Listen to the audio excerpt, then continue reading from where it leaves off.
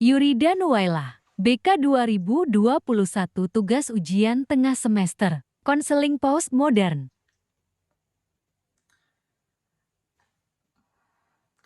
Assalamualaikum warahmatullahi wabarakatuh.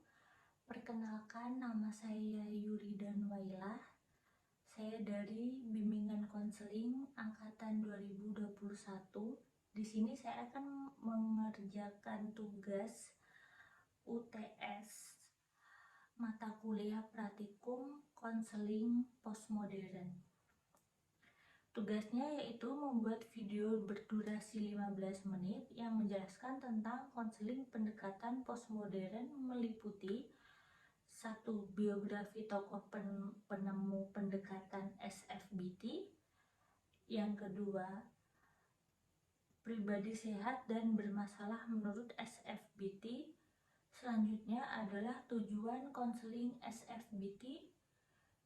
Selanjutnya, peran konseli dan konselor dalam konseling pendekatan SFBT, hubungan terapeutik dalam konseling pendekatan SFBT, teknik-teknik dalam konseling pendekatan SFBT, coping question,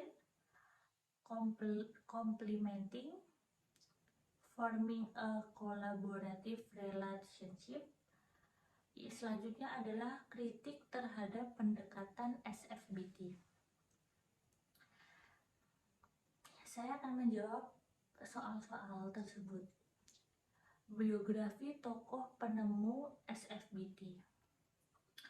Solution Focus Brief Therapy atau SFBT atau terapi singkat berfokus pada solusi dikembangkan oleh Inso Kimberg dan Steve de Caesar di akhir tahun 1970-an dan di awal 1980 di Milwaukee, Wisconsin, Amerika Serikat.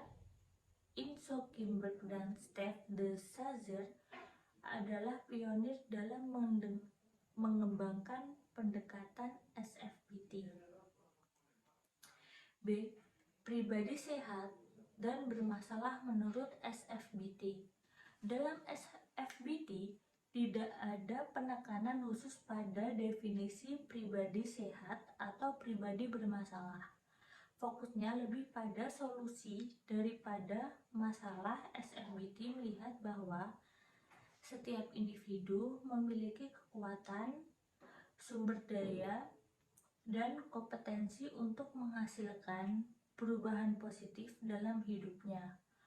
Pendekatan ini tidak terlalu menekankan pada mengidentifikasi atau memperbaiki masalah, tetapi lebih pada mengeksplorasi pengecualian dan menemukan solusi yang dapat diimplementasikan. Selanjutnya adalah tujuan konseling SFBT. Tujuan utama konseling SFBT adalah membantu konseling untuk mengidentifikasi dan membangun solusi praktis untuk mencapai tujuan yang diinginkan. Tujuannya adalah 1. Membantu konseling merumuskan tujuan yang spesifik dan dapat dicapai. Yang kedua, mengeksplorasi pengecualian dan sumber daya yang dimiliki konseli. Yang ketiga, membangun motivasi dan harapan konseli untuk menghasilkan perubahan yang positif. Nomor 4, memfasilitasi konseli untuk mengembangkan dan mengimplementasikan strategi solusi yang efektif. Selanjutnya, peran konseli dan konselor dalam konseling pendekatan SFBT. Dalam SFBT, konseli dan konselor memiliki peran yang berbeda, yaitu peran konseli 1. Aktif berpartisipasi dalam proses konseling. Yang kedua, mengeksplorasi dan mengidentifikasi tujuan yang diinginkan. Yang keempat, memberikan informasi tanpa pengecualian dan sumber daya yang dimiliki. Yang keempat, berkomitmen untuk mengimplementasikan strategi solusi. Selanjutnya adalah peran konselor. Peran konselor di sini bertindak sebagai fasilitator dan kolaborator. Selanjutnya, membantu konseling merumuskan tujuan yang jelas dan spesifik. Selanjutnya, mengajukan pertanyaan yang memicu konseli untuk menemukan solusi. Selanjutnya, menegaskan kekuatan, sumber daya, dan kemajuan konseli. Selanjutnya, menjaga hubungan terapeutik yang positif dan kolaboratif. Hubungan terapeutik dalam konseling pendekatan SFBT. Dalam SFBT, hubungan terapeutik antara konselor dan konseli itu sangat penting. Konselor berusaha membangun yang kolaboratif, saling menghormati, dan berfokus pada solusi. Hubungan ini dicirikan oleh 1. Kemitraan. Konselor dan konseli bekerja sama sebagai mitra dalam proses konseling. Yang kedua, yaitu penghargaan. Konselor menghargai pengalaman, kekuatan, dan sumber daya konseli. Yang ketiga, harapan. Konselor menekankan harapan dan potensi perubahan positif bagi konseli.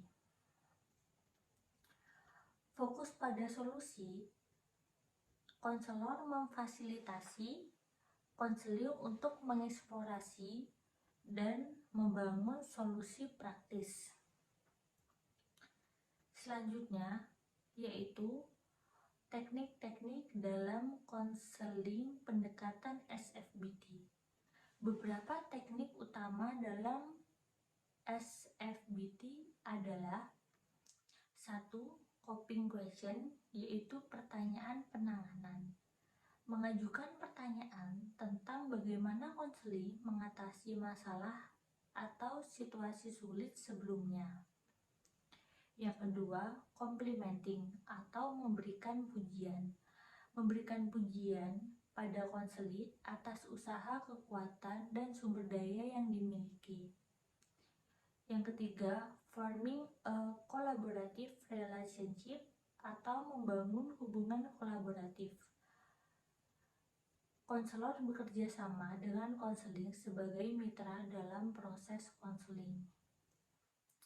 Yang keempat, yaitu the miracle question atau pertanyaan keajaiban. Mengajukan pertanyaan skala untuk mengajukan pertanyaan hipotesis tentang apa yang akan terjadi jika keajaiban terjadi dan masalah terselesaikan. Yang kelima, yaitu scaling question, pertanyaan skala. Mengajukan pertanyaan skala untuk mengukur tingkat kemajuan atau situasi saat ini. Yang keempat, exception finding, menemukan pengecualian, mengeksplorasi situasi atau waktu ketika masalah tidak terjadi atau berkurang. Selanjutnya, yaitu kritik terhadap pendekatan SFBT.